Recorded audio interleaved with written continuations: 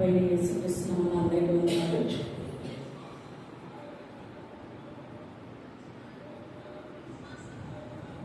సమయము చాలా అయిపోయింది, కానీ ఎందుకో మరి చాలామంది రాలేకపోయారు. ఏదేమైనా దేవుణ్ణి స్తుతించడం, దేవుణ్ణి ఆరాధించడం ప్రతి ఒక్కరి బాధ్యత.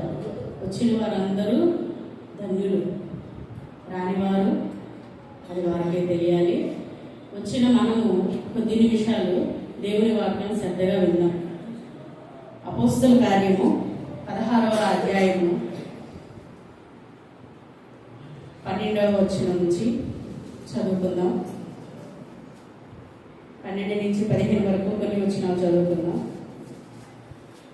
అపోస్తల కార్యము 16వ అధ్యాయము 12వ వచనం నుంచి 15వ వచనం వరకు చదువుకుందాము.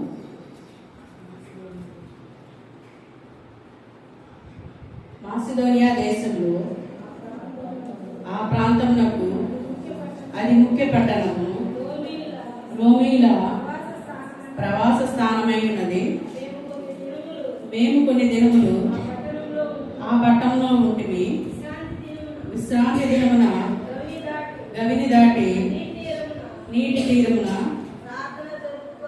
ప్రార్థన జరుగుననుకొని అక్కడికి వచ్చి కూర్చుండి కూడి వచ్చిన స్త్రీలతో మాట్లాడుచుంటిమి. అప్పుడు లూదియాను దైవభక్తి గల ఒక స్త్రీ వినుచుండెను. ఆమె ఊదారంగు పొడిని అమ్ము తుయతైరా పట్టణస్థురాలు. ప్రభువు ఆమె హృదయమును తెరచెను గనుక పౌలు చెప్పిన మాటల యందు లక్ష్యముంచెను. ఆమె ఇంటి వారు బాప్తిస్మము పొందినప్పుడు ఆమె నేను ప్రభువునందు విశ్వాసము గలదానని మీరు ఎంచితే నా ఇంటికి వచ్చి ఉండుడని వేడుకొని మమ్మను బలవంతం చేశాను. చిన్న ప్రార్థన చూసుకున్నాం. మహోన్నతుడా గొప్ప పరలోకపు మా తండ్రి, మీ బంగారు పాదాలకు వెళ్ళని స్తోత్రం యేసయ్యా. ఇదిగో తండ్రి, ఈ మధ్యాహ్న సమయంలో దేవా ఈ రీతిగా మేమందరికీ కూడి మిమ్మల్ని ఆరాధించి స్తుతించి గణపరిచే భాగ్యాన్ని మా అందరికీ దయచేసినందుకు స్తోత్రం యేసయ్యా. ఇదిగో తండ్రి చిన్న వాక్యము మేము చదువుకుంటూ ఉండగా దేవా మీరే మాలో ఉండి నడిపించండి దేవా. మేము ఏ పాటి వారం దేవా అర్హులము కనుక, కానీ వారిని ఎంచుకొని దేవా మీరు ఈ రీతిగా మమ్మల్ని చెప్పే విధంగా మాకు సహాయం దయచేసినందుకు స్తోత్రం యేసయ్యా. ఇదిగో తండ్రి నేను కాదు దేవా మీరే ఉండి నడిపించమని కోరుచున్నాం తండ్రి. చెప్పే ప్రతి ఒక్క మాట దేవా ప్రతి ఒక్కరికి అర్థమయ్యే రీతిగా సహాయం దయచేయమని వేసిన పేట దేవునితో బతుకులాడి వేడుకుంటున్నాం తండ్రి. ఇక్కడ చదివిన వాక్య భాగంలో మనకి కనిపిస్తున్నారు ఒక స్త్రీ. ఎవరు? లూదియా. ఈమె ఎటువంటిదంట? దైవభక్తి గల ఒక స్త్రీ. ఒక స్త్రీ అని వినిచుండేది. అయితే ఈమె ఐరోపా ఖండంలో ఉన్న స్త్రీ. ఐరోపా ఖండం అంటే మనకి హిస్టరీ పరంగా చీకటి ఖండం, అవునా? చీకటి ఖండాన్ని ఐరోపా ఖండం అంటారు. ఆ చీకటిగా ఉన్న ఖండంలో ఈ లూదియా అనే ఒక స్త్రీని దేవుడు ఎంచుకున్నాడు. అక్కడ దేవుని గురించి తెలియదు, దేవుని పరిచర్య తెలియదు. కానీ అప్పటికే యేసు ప్రభు గారు చనిపోయి తిరిగి లేచి వెళ్ళిన తర్వాత ఆయన శిష్యులు వాడబడుతూ ఉన్నారు. వాడబడుతూ ఉన్న సమయంలో అక్కడ వాళ్ళ శిష్యులు వెళ్ళినప్పుడు అక్కడ ఆమె ఒక వ్యాపారస్తురాలు, ఒక బిజినెస్ చేసే ఒక స్త్రీ. ఆ చీకటి ఖండంలో ఆ స్త్రీని మాత్రమే ఎందుకు ఎంచుకున్నాడంటే ఆమె ద్వారా ఆమె కుటుంబానికి ఆ ఖండానికి మొత్తానికి వెలుగు తెచ్చే విధంగా ఆమెని ఎంచుకున్నాడు. దేవుడు ఈ రోజున మనల్ని కూడా ఎంచుకున్నాడు. మనము ఆయన సన్నిధికి నడిచి వచ్చామంటే మనల్ని ఏర్పరచుకున్నాడనే దాని ఉద్దేశం. మనల్ని ఎంచుకున్నాడు. మన పట్ల కూడా దేవుడు ఒక ఉద్దేశం కలిగి ఉన్నాడు. ఆ ఉద్దేశం ఏంటి అనేది మనం గ్రహించలేక ఇంకా వస్తూ పోతూ ఉన్నాం. ఏదో అటెండెన్స్ కోసం వస్తున్నామే, కానీ ఏంటి ఆ ఉద్దేశం అనేది మనము గ్రహించలేకపోతున్నాం. అది గ్రహించాలి అంటే లూదియా దైవభక్తి కలిగి శ్రద్ధగా అక్కడే విన్నది చూడండి. లక్ష్యం ఉంచిందంట. ఎవరి మాటల పట్ల? పౌలు చెప్తున్న దేవుని మాటల పట్ల చేస్తున్నాము? ఏం చేస్తున్నాము? లక్ష్యం ఉంచుతున్నామా, లేకపోతే ఏదో వస్తున్నాము పోతున్నామని ఆచారంగా మనము మన జీవితం జరుగుతుందా? చీకటి కన్నంగా ఉన్న ఒక ప్రదేశాన్ని వెలుగు తీసుకురావాలని ఆ దేవుడు ఒక స్త్రీని ఎంచుకున్నాడు. ఆమె దైవభక్తి కలిగి ఉంది. దేవుడి గురించి సరిగా తెలియకపోయినా ఆమె మాత్రం దేవుణ్ణి ప్రచారం చేసేదానిగా, దేవుని ప్రవక్తిగా దేవుడు ఎంచుకున్నాడు. ఎంచుకున్న దానికి లూదియా న్యాయం చేసింది. దేవుడు మనల్ని ఎంచుకున్నాడు. మనము న్యాయం చేస్తున్నామా లేదా మనము చూసుకోవాలి ఒకసారి. ఎందుకు దేవా నన్ను ఏర్పాటు చేసుకున్నావు? అసలు నీ సన్నిధికి నన్ను ఎందుకు నడిపిస్తున్నావు? నా కుటుంబంలో అందరూ ఉన్నారు, నేను మాత్రమే నీ సన్నిధికి వస్తున్నాను, ఎందుకు అని మనం ఒక్కసారి క్వశ్చన్ వేసుకున్నామా? వేసుకుంటే ఆన్సర్ వస్తుంది మనకి. వేసుకోవాలా? నన్ను ఎందుకు ఎంచుకున్నావు? నా కుటుంబంలో నన్ను మాత్రమే నీ సన్నిధికి ఎందుకు నడిపిస్తున్నావు?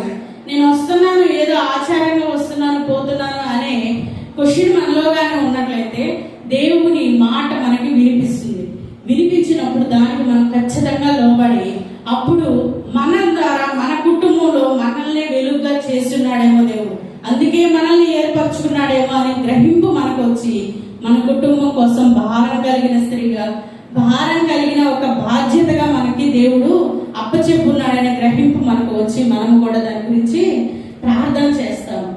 ఈమె ఒక ఐరోపా ఖండంలో అపోలో అనే దేవతని, సూర్యచంద్రుడు అనే దేవతని కొలుస్తారు. ఎక్కువగా అక్కడున్న దేవతలు ఎవరు? అపోలో అనే దేవత, సూర్య చంద్రుడు. ఇందాక ఆంటీ చెప్పింది కదా, ఎవరిని కొలుస్తున్నారు? దేవుడు సృష్టించిన వాటినే కొలుస్తున్నారు. వారికి దేవుడు ఉన్నాడని తెలుసు, దేవుడు తెలుసు, కానీ వాళ్ళు దేన్ని కొలుస్తున్నారు? ఆయన సృష్టించిన దాన్ని కొలుస్తున్నారు తప్ప సృష్టించిన సృష్టికర్తను మాత్రం కొలవడంలా, సృష్టించిన సృష్టికర్తను మాత్రం గ్రహించడంలా. అందుకనే దేవుడు ఆ పట్టణంలో లూదియా గారిని ఎంచుకున్నాడు. ఎంచుకొని ఆమె ఒక బిజినెస్ ఉమెన్ అయినా సరే ఆమె ఎన్ని పనులు కదా. వ్యాపారస్తురాలంటే ఎవరికైనా పనులు ఉంటాయా లేదా? మనము ఎన్నో పనులు మనకు కూడా ఉన్నాయి. అది కూలి పని అయితేమి, ఇంకొక ప్రైవేట్ పని అయితేమి, గవర్నమెంట్ పని అయితేమి, ఇంట్లో పనులు అయితేమి, ఏదైనా సరే మనకు కూడా ఉన్నాయి. కానీ ఆమె ఒక వ్యాపారస్తురాలు, బాగా బిజీగా ఉండే స్త్రీ అయినా సరే ఆమె టైము దేవునికి కేటాయించింది. మన టైము మనము దేవునికి కేటాయిస్తున్నామా లేదా? కేటాయిస్తున్నామా? రోజు మొత్తంలో దేవుని సమయం ఎంత అని చెప్పాము? రోజు మొత్తం 24 గంటల్లో దేవుని సమయం ఎంత?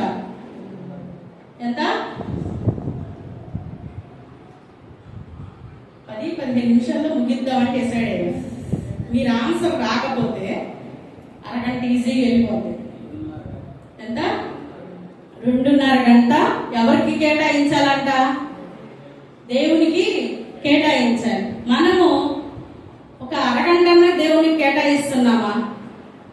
2 గంటలైనా దేవునికి కేటాయిస్తున్నామా? 10 నిమిషాలైనా దేవునికి కేటాయిస్తున్నామా?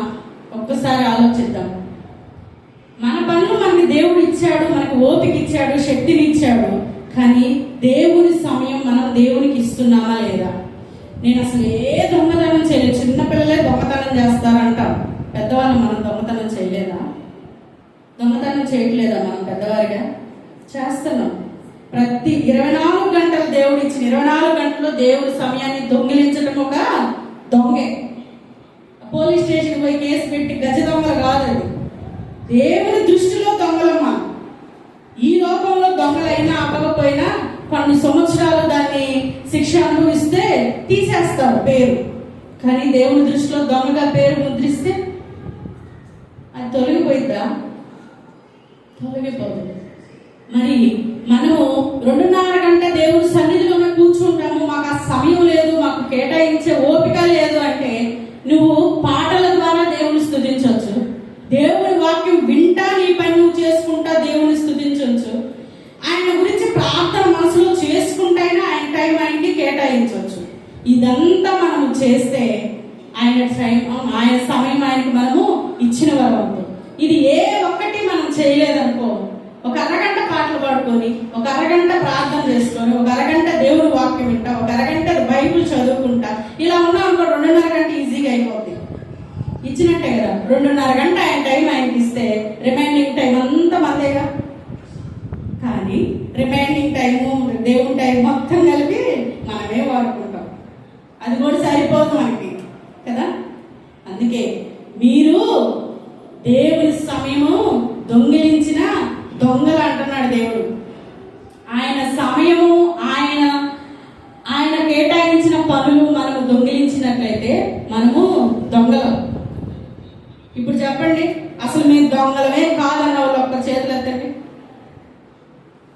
ఇప్పటిదాకా నేను అసలు దొంగనే కాలేదు, ఆయన సమయం ఆయనకి ఇచ్చాను, ఏ పెన్సిల్ దొంగతనం చేయలేదు, ఏ ఎరేజర్ దొంగతనం చేయలేదన్న వాళ్ళు ఎవరన్నా? అందరం దొంగలే. మరి ఈ రోజు నుంచి ఆయన సమయం ఆయనకి ఇద్దామా? లూదియా ఒక వ్యాపారవేత్త, ఒక బిజినెస్ ఉమెన్ అయినా సరే దేవుని మాటల యందు లక్ష్యం ఉంచి ఆయన సమయం ఆయనకి కేటాయించింది. అసలు బిజినెస్ చేసే వాళ్ళు ఎలా ఉంటది? తినడానికి టైం ఉండదు వాళ్ళకి. పని చేసే వాళ్ళకన్నా ఒక సమయం ఉంటుంది. ఏది మధ్యాహ్నం ఇన్ని సమయం 4 గంటలు 5 గంటలు పని చేసిన తర్వాత అన్నం తినాలి, లేదంటే కొంత సమయం తర్వాత రెస్ట్ చేయాలి అని కొంత టైమింగ్ అనేది సెట్ చేసుకుంటాం. బిజినెస్ చేసే వాళ్ళకి ఎట్లా ఉంటుంది అంటే ఏ టైం ఎట్లా ఫోన్ వస్తుందో తెలియదు, ఏ టైంలో ఎట్నుంచి ఆ బిజినెస్ ఆఫర్ వచ్చిందో తెలియదు. ఎనీ టైం వాళ్ళు అదే పనిలో ఉంటారు. ఆమె ఏంటంటే ఆమె బిజినెస్ ఊదా రంగు వస్త్రాల్ని ఆమె తయారు చేసే బిజినెస్. మరి వాటికి గిరాకీ ఉందిగా, అంటే మంచి రేట్ ఉంటుంది కదా. దాన్ని బట్టి అనేకమైన దేశాల నుంచి వచ్చి లేదా అనేకమైన పట్టణాల నుంచి వచ్చి కొంటూ ఉంటారు. కానీ ఆమె ఆ పని చేసుకుంటూనే దేవుని సమయం దేవునికి ఇచ్చింది. మనము కూడా మన పని చేసుకుంటా, మనం ఏ పనైనా చేసుకోనివ్వండి, ఇంట్లో పని అయితేమి, ఆఫీస్లో పని అయితేమి, స్కూల్లో పని అయితేమి, లేదంటే పొలంలో పని అయితేమి, ఇంకో చోట పని అయితేమి, ఎక్కడైనా సరే మనకు గుర్తొచ్చినప్పుడల్లా సినిమా పాటలు కూడా గుర్తొస్తూనే ఉంటాయి. అవి పాడితే అవి వింటే ఎవరికి సమయం ఇచ్చినట్టు? వాడికి కూడా సమయం ఇచ్చినట్టే మనం. కాబట్టి మనకి సమయం దొరికినప్పుడు దేవుని పాటలు వింటూనో, వాక్యం వింటూనో, బైబిల్ చదువుకుంటూనో, ఆయనని స్మరణ చేసుకుంటూనో ఉన్నా సరే ఆయన సమయం ఆయనకి మనము ఇచ్చినప్పుడు. మనకి గ్యాప్ దొరికినప్పుడు నువ్వు ఏ స్థలంలో ఉంటే ఆ స్థలంలో మోకాలు వేసి ప్రార్థన చేయడం కూడా ఆయన సమయం ఆయనకి మనము ఇచ్చినట్లే. 2.5 గంట ఏకదాటిగా దేవుని సన్నిధిలో కూర్చోమంటే ఎవరు కూర్చోలేదు. ఈ పనులన్నీ చేసుకున్న దేవుణ్ణి జ్ఞాపకం చేసుకున్నట్లే. కాబట్టి మనము దొంగలుగా ఇంటి నుంచి ఉండకూడదు. ఉండకుండా ఉన్నామా? హల్లెలూయా. అందరూ శ్రద్ధగా ఉన్నామా? ఓకే. నెక్స్ట్, ఆమె ఒక ఇత్తడి రాగి వస్తువులు అక్కడ బాగా ప్రసిద్ధి కలిగిన పట్టణం. ఏమేమి వస్తువులు అంట? ఇత్తడి రాగి వస్తువులు ప్రసిద్ధి కలిగిన ఖండం అది. అలాగే ఈ ఐరోపా ఖండంలో సువార్తను వెలిగించిన మొదటి స్త్రీ. మన కుటుంబంలో మనం ఎక్కడెక్కడో చేయాల్సిన పని కూడా లేదు. మన కుటుంబంలో మనము వెలిగించవలసిన స్త్రీలుగా, పురుషులుగా మనమే ఉన్నాం. మన భర్తలు రాకపోతే స్త్రీల బాధ్యత, మన తల్లిదండ్రులు రాకపోతే మన పిల్లల బాధ్యత, మన భార్యలు రాకపోతే మన భర్తల బాధ్యత. ప్రతి ఒక్కరి బాధ్యతలు అవి. ఎవరైతే దేవుని సన్నిధికి రావడం లేదో వారి కోసము మనము ప్రతినిత్యము ప్రార్థన చేసేవారిగా ఉండాలి. ఆమె ఒక ఖండాన్ని వెలిగించిన స్త్రీ, మనము మన కుటుంబాన్ని వెలిగించవలసిన స్త్రీలము, పురుషులు. అవునా? వెలిగిద్దామా? ఈ రోజు నుంచి క్యాండిల్ ఒకటి తీసుకెళ్ళి వెలిగించడం కాదు, మనం చేసే పనులు, మన ప్రవర్తన, మన ప్రార్థన, మనము దేవునితో ఉన్న సహవాసం, ఇవి మనం వెలిగించే మన కుటుంబాల్లో, మన కుటుంబ సభ్యుల మధ్య మనం వెలిగించే వెలుగు. ఇవి మనం చేసినట్లయితే మన కుటుంబ సభ్యులు మన వెంటే ఖచ్చితంగా ఏదో ఒక సమయాన దేవుడు పట్టుకుంటాడు, వస్తారు వారు కూడా. మన కుటుంబాన్ని వెలిగించే స్త్రీలుగా మనము ఉండాలి. ఈమె ఎటువంటి స్త్రీ అంట? స్టార్టింగ్ లో చదివాము, దైవ భక్తి కలిగిన స్త్రీ. ఆమెలో ఉన్న లక్షణాలు చూడండి, ఏమున్నాయి? దైవ భక్తి కలిగిన స్త్రీ. ఈమె ఆ దేశాన్ని, ఆమె కుటుంబాన్ని రక్షించిన స్త్రీ. అదేవిధంగా ఆమె ఒక క్రైస్తవ స్త్రీ అయింది. ఆమె ఒక క్రైస్తవ స్త్రీ కాదు, అయినా ఆమె దేవుని అంగీకరించడం వల్ల ఆమె ఒక క్రైస్తవ స్త్రీగా మార్చబడింది. అదేవిధంగా ఆతిథ్యం ఇచ్చే స్త్రీగా కూడా ఉంది. పౌలు గారికి ఏమనింది? మీకు ఇష్టమైతే మీరు మా గృహాన్ని దర్శించండి అని ఆతిథ్యం ఇస్తున్న దేవుని పిల్లలకి. మనము మన జీవితంలో, మన సంఘస్థులకైతే, మన సంఘంలో ఉన్న పాస్టర్ గారులకైతే మనము ఆతిథ్యం ఇచ్చేవారిగా ఉండాలి. ఇస్తే దేవునికి మనము ఆతిథ్యం ఇచ్చిన వారిగా ఉంటాము. దేవునికి ఆతిథ్యం ఇవ్వటం అంటే దేవుడు వస్తాడు, దేవుడు తీసుకుంటాడు అని కాదు. దేవునికి మనము మన గృహంలో ఎప్పుడైతే ఆయనకు ఒక సమయం కేటాయించి, ఆయనకు ఒక ప్లేస్ కేటాయించి కూర్చుంటామో అదే మనం ఆయనకి ఇచ్చే ఆతిథ్యం. అటువంటి ఆతిథ్యం కూడా మనము ఇచ్చేవారిగా ఉండాలి. ఇంకొకటి లాస్ట్ గా సమర్పణ కలిగిన స్త్రీగా ఉంది. ఆమె వ్యాపారం చేసుకుంటున్నా సరే ఆమె దేవునికి సమర్పించుకుంది. ప్రతిదీ సమర్పించుకొని ఆమె దేవునిలో ప్రతి ఒక్కటి అప్పచెప్పుకుంటూ దేవునికి ప్రార్థన చేస్తూ నిలబడిన స్త్రీ.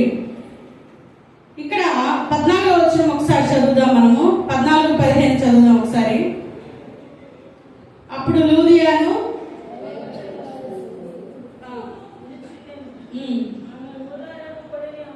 ఆమె ఊదా రంగు పొడిని అమ్ము తూయతైరా పట్టణస్థురాలు ప్రభు ఆమె హృదయమును తెరిచిన కనుక పౌలు చెప్పిన మాటలు యందు లక్ష్యం ఉంచెను. ఇది కరెక్ట్ గా వినండి అందరూ. ఆమె ఇంటి వారును బాప్తిస్మ పొందినప్పుడు ఆమె నేను ప్రభువునందు విశ్వాసం గలదాని మీరు ఎంచితే నా ఇంటికి వచ్చి ఉండుడని వేడుకొని పౌలు వాళ్ళందరినీ బలవంతం చేసింది. ఏంటంట? ప్రభువు యందు నేను విశ్వాసం గలదాని మీరు ఎంచితే. 40వ వచనం చూద్దాం ఒకసారి. 16:40లోనే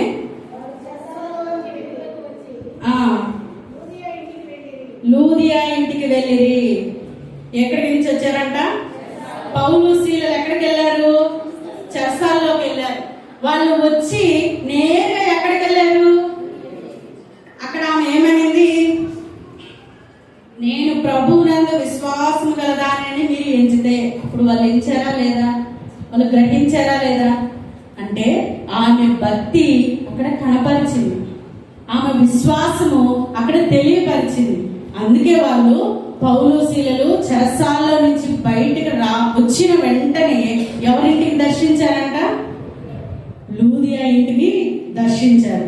అప్పటిదాకా ఆమె ఏదైనా పొరపాటు చేస్తున్నా దేవుడు ఆమెని క్షమించి ఆమెని గుర్తించాడు. కాబట్టే పౌలు శీలల్ని దేవుడు ఆమె ఇంటికి పంపించగలిగాడు. ఆతిథ్యం ఇచ్చిన స్త్రీగా ఉంది, ఆమె సమర్పించుకోగలిగిన ఒక స్త్రీగా ఉంది. అదేవిధంగా ఆమె ఒక క్రైస్తవ స్త్రీగా మారిపోయింది. మరి ముఖ్యంగా దేనికి మారిపోయిందామా? మనము క్రైస్తవ స్త్రీలు అని చెప్పుకుంటున్నామే, కానీ మనలో నిజమైన క్రైస్తవం వచ్చిందా రాలేదు? ఈ మధ్యాహ్న సమయంలో మనం ఒక క్వశ్చన్ వేసుకున్నాం.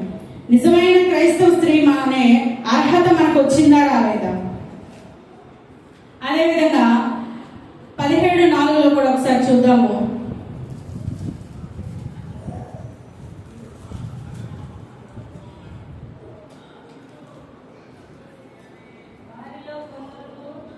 వారిలో కొందరును భక్తిపరులకు చాలా మంది ఘనత గల స్త్రీలలో అనేకులను ఒప్పుకొని పౌలుతోనూ శీలతోనూ కలుసుకొనిరి. ఓకే. అక్కడ అనేకమైన స్త్రీలు ఉన్నారంట. వాళ్ళల్లో పౌలు శీలలు వాళ్ళు మంచివారు అని ఒప్పుకున్నారంట. 12వ వచనం ఒకసారి చూద్దాము. అందుచేత అనేకులను ఘనత గల గ్రీసు దేశస్థులైన స్త్రీలలోను పురుషుల్లోను చాలా మందిని విశ్వసించిరి. ఈ యొక్క లూదియా ఎంత మందిని దేవుల్లోకి నడిపించింది, గ్రీసు దేశస్థుల్ని నడిపించింది. అదేవిధంగా పైన చదివాము, ఇంకా భక్తి పరులకు గ్రీసు దేశస్థంలో చాలా మందిని, ప్రముఖులైన స్త్రీలలో అనేకులలో ఈమె స్త్రీగా పేరు తెచ్చుకుంది. వినింది. ఎంతసేపు వినిందామా? వాళ్ళు ఆ చెరసాలకు వెళ్లే సమయంలో చెప్పినది కొద్ది క్షణాలే ఆమె వినింది. వినేటప్పుడు ఏం చేసింది? పర్టికులర్ గా చెప్పాను. ఆమె ఏం చేసింది? వినేటప్పుడు లక్ష్యం ఉంచింది. దేని పట్ల? చెప్పేవారి పట్ల లక్ష్యం పెట్టారా? చెప్పే వాక్యాన్ని బట్టి లక్ష్యం ఉంచారా?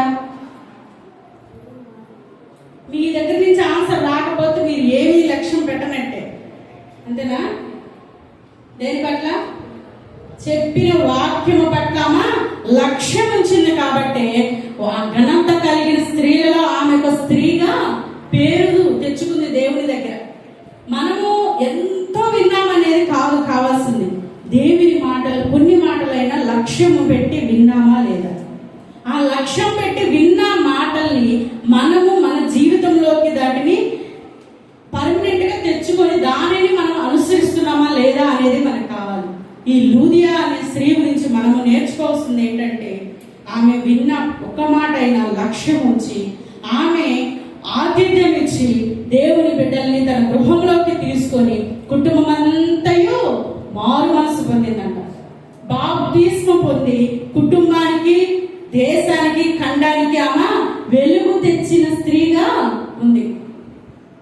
మనం కనీసం కన్నా వెలుగుగా ఉన్నామా? ఎల్ఈడి బల్బుల్లాగా ఉన్నామా? డూప్లికేట్ బల్బుల్లాగా ఉన్నామా? ఎలా ఉన్నాము? మన కుటుంబంలో మనం ఒక వెలుగే. ఎలా? మనమే మన కుటుంబాన్ని నడిపించే స్త్రీలను, పురుషులు ఎవరైనా సరే, పురుషులైనా స్త్రీలైనా ఒకరే నడిపిస్తూ ఉంటారు. ఆ దాంట్లో మనము వెలుగుగానే ఉన్నాం. కానీ దేవుని పరంగా మనము మన కుటుంబంలో, మన గ్రామంలో, మన ఊర్లో మనము వెలుగుగా ఉన్నామా లేదా అనేది మనం చూసుకోవాలి. మనం ఎంత పనిలో ఉన్నా, ఎంత బిజీలో ఉన్నా దేవుని సమయం దేవునికి అప్పచెప్పాలి. దేవుని బిడ్డల్ని మనము ఆతిథ్యం ఇచ్చేవారుగా ఉండాలి. అదేవిధంగా మనము విన్న మాటల్ని చక్కగా లక్ష్యం ఉంచి విని ఆయన చెప్పిన ప్రతి ఒక్క మాటకి లోబడి దాని ప్రకారంగా మన జీవితాన్ని నడిపించుకోవాలి. ఆ లూదియా అలా చేసింది కాబట్టి దేవుడు ఆమెకు ఒక టైటిల్ ఇచ్చాడు. చూద్దామా? ప్రకటన గ్రంథము 2:18 చూద్దాము. ఆమె ఒక మంచిగా నిలబెట్టాడు ఆమె. ప్రకటన గ్రంథము 2:18 చూద్దాం.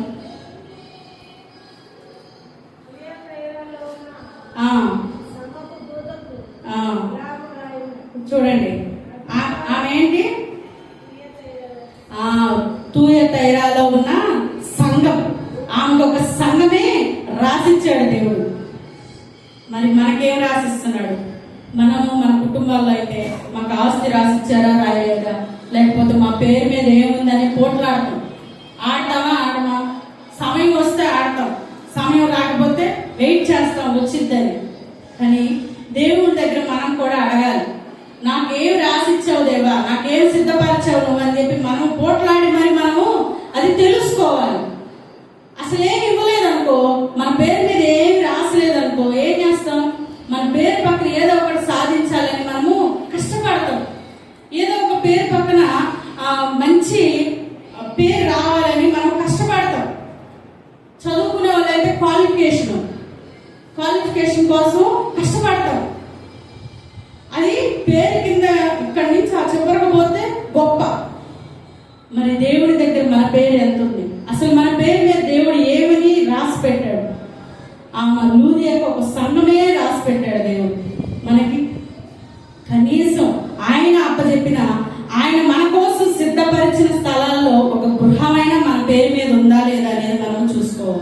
ఇవన్నీ చూసుకోవాలి, ఇవన్నీ చేయాలి అంటే మనము కూడా వెలిగించే ఒక దీపంలాగా మనం ఉండాలి.